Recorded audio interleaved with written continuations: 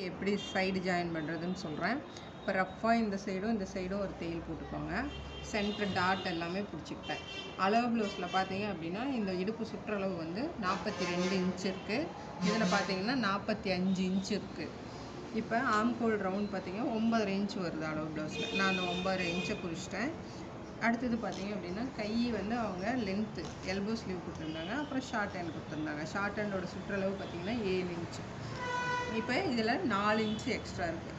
அப்போ இந்தாண்ட 2 இன்ச்சு, அந்தாண்ட 2 இன்ச்சு, அப்போ இங்கே 1 இன்ச்சு, அப்போ இந்தாண்ட 1 இன்ச்சு பிடிச்சிட்டு நேராக ஒரு தையல் விடுங்க. அப்படி இல்லைன்னா ஸ்கேல் வச்சு கூட நீங்கள் மார்க் பண்ணிக்கலாம். நேராக ஒரு தையல்.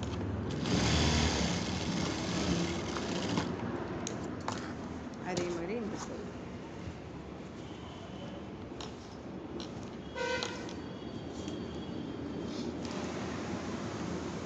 சுற்றளவு 14 இன்ச்சு, ஆம்கோல் சுற்றளவு 9.5 இன்ச்,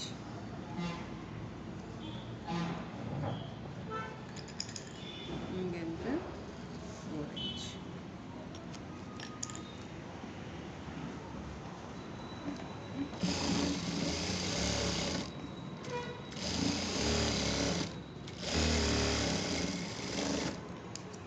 சூப்பர். சைடு வந்து நம்ம ஜாயின் பண்ணியாச்சு. அளவு ப்ளவுஸை வந்து வச்சு செக் பண்ணி பார்த்துக்க வேண்டியது.